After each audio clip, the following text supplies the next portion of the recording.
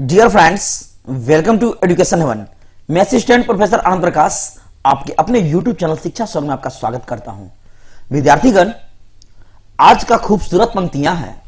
खूबसूरत चेहरा भी बूढ़ा हो जाता है, ताकतवर जिस्म भी एक दिन ढल जाता है, ओहदा और पद भी एक दिन खत्म हो जाता है, लेकिन एक अच्छा इंसान हमेशा अच्छा इंसान ही रहता है। जी हां, हमेशा निस्वार्थ ईमानदारी से रहिए, दूसरों को मदद कीजिए और अपने जीवन में मेहनत करके आगे बढ़िए। आज का इंपॉर्टेंट यह वीडियो जिसमें हम लोग पोएट्री का तीसरा चैप्टर, जी हां तीसरा समरी मैं आपको बताऊंगा।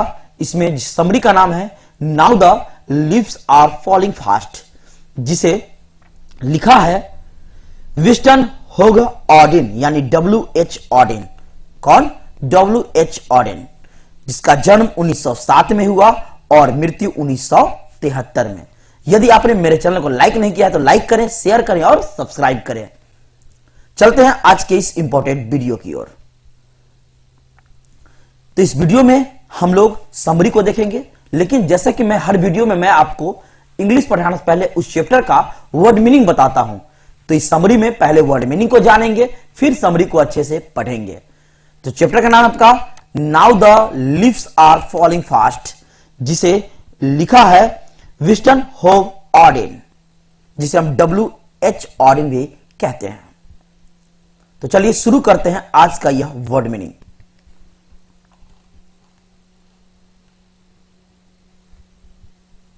Word meaning number 1, nurses flowers, संरक्षण में फूल का पलना, यानी कि किसी के देख रेख में जो है फूल का विकास करना। प्रॉम्स, बच्चों का चार पहिया वाहन, यानी कि चार पहिया गाड़ी। नंबर 3, विस्परिंग नेबर्स, यानी कि मौत का सौदागर। क्या होगा? मौत का सौदागर। नंबर 4, डिटैच, तोड़ना या फिर अलग करना। वर्ड मीनिंग नंबर 5, फ्रीज, बर्फ की तरह जमना, बर्फ की तरह जमना। नंबर 6, वुडन, लकड़ी वाला कफन। देखिए, कुछ वर्ड मीनिंग का आपका सेम टू सेम मीनिंग अर्थ जो है हिंदी नहीं लिखा हुआ है। क्यों? क्योंकि आपका इस समरी के अनुसार मैंने अर्थ लिखा है कि यहां उसका यह आपका जो है मीनिंग होगा।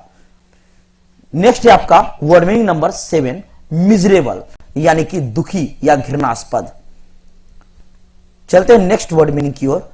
नेक्स्ट है आपका वर्ड मीनिंग नंबर 8, रिप्रूव, यानी कि डांटना।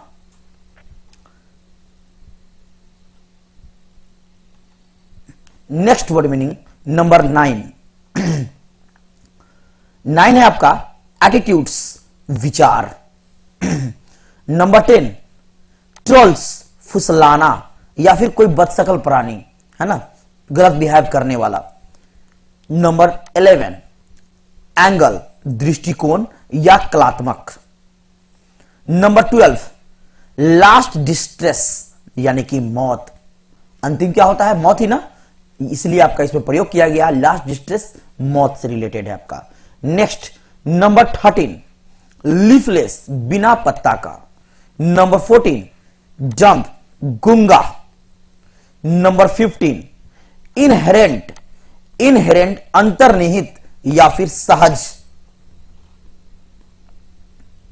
नेक्स्ट वर्ड मीनिंग है आपका वर्ड मीनिंग नंबर 16, फ्रस्ट्रेशन, हताशा, निराशा, परेशानी। नंबर 17, एस्पिरेशंस, एस्पिरेशंस, आकांक्षा, लालसा। Next word meaning number 18, loneliness, अकेलापन। नंबर 19, इंडिविजुअल, व्यक्तिगत या अकेला। नंबर 20, रिफ्लेक्टेड, प्रतिबिंबित। नंबर 21, ग्राव, कब्र। नंबर 22, पेकुलियर, मतलब अजीब या फिर अनोखा।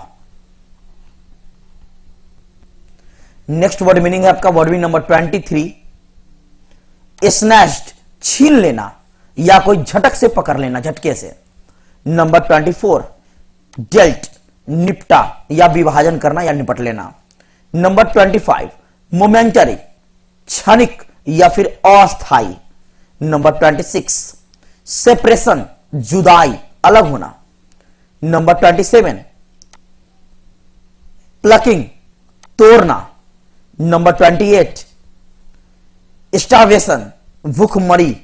नंबर 29 वर्ड में नंबर 29 आपका डिस्ट्रक्शन, विनाश। नंबर 30 डिस्ट्रेस यानी कि संकट। डिस्ट्रेस मीन्स संकट। तो विद्यार्थीगण, जितने वर्ड मीनिंग इस चैप्टर से निकलता था वो मैंने आपको बता दिया। अब यदि कुछ छूट भी गया हो वर्ड मीनिंग तो वह मैं आपको समरी में बता दूंगा। सो कॉपी कलम निकालिए और लिखिए और इसे याद कीजिए। चलते हैं समरी की ओर। नाम है आपका इस समरी का now the leaves are falling fast, जिसे लिखा है W.H. ऑडेन ने। पहले इसका हम इंट्रोडक्शन देखेंगे। इंट्रोडक्शन ऑफ पोएट यानी कि कवि का परिचय। Now the leaves are falling fast has been composed by W.H. Auden. Now the leaves are falling fast जो है यह W.H. ऑडेन के द्वारा रचना किया जा चुका है। W.H. Odean was born in 1907। W.H. Odean का जन्म 1907 में हुआ था एंड डाइड इन 1973 और इनकी मृत्यु 1973 में हुई थी। इन दिस पोएम यानी कि इस पोएम में ऑडेन सेज दैट, ऑडेन कहते हैं suffering and disease make human life miserable. जी हां, विपत्ति या बीमारी, संकट, ये सब में जो है आदमी का जीवन जो है बहुत ही दयनीय हो जाता है। क्या हो जाता है? दयनीय हो जाता है, स्थिति खराब हो जाती है। अब चलते हैं समरी की ओर।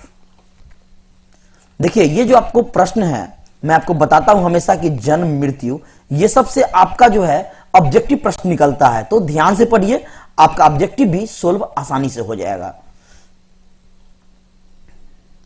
समरी, सारांश। Here in this poem the poet imaginated that human life is inherent frustration।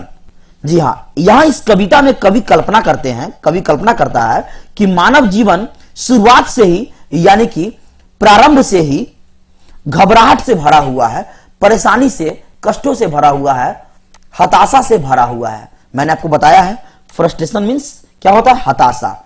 Inherent, inherent means क्या होता है? निहित या जन्मजात। The aspirations that are not fulfilled and the sense of loneliness in which every individual lives and dies in reflected hair.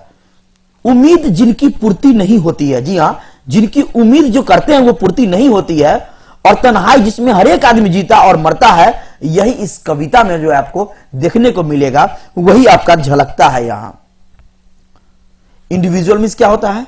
तो आपका होता है व्यक्तिगत। यहां क्या है आपका? लोनलीनेस मतलब अकेलापन। क्या होता है? अकेलापन। फिर है आपका यहां एस्पिरेशंस, आकांक्षाओं, आकांक्षा। Next paragraph.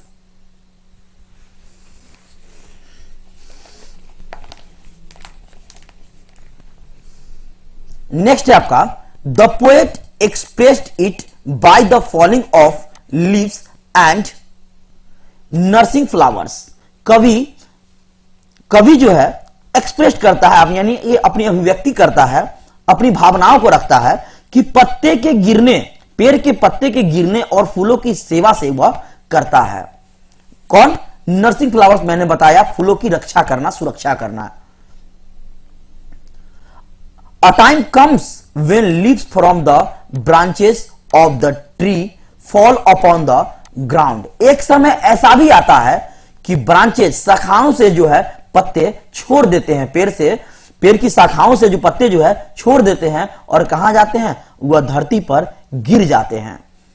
The proms go round to carry it to its graves।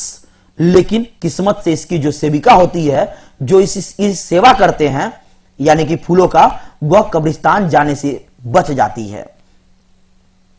But लेकिन fortunately its nurses are safe to go to its graves, लेकिन जो है भाग्य से जो है वह उसे बचा लेती है। कौन? नर्सेज। तो यहां नर्सेज का मतलब वो नर्स नहीं समझिएगा जो हॉस्पिटल में आप देखते हैं, फूलों की रक्षा करने वाले, है ना। How peculiar situation as dealt by the poet, कैसे जो है यहां कवि ने कितना विचित्र स्थिति की यह चर्चा किया है। यह पेकुलियर मीन्स क्या होता है आपका? विचित्र। क्या होता है? विचित्र। सिचुएशन मीन्स स्थिति। तो यहां एक विचित्र स्थिति की चर्चा इन्होंने, कवि ने किया है, यानी W.H. ऑरिन ने किया है।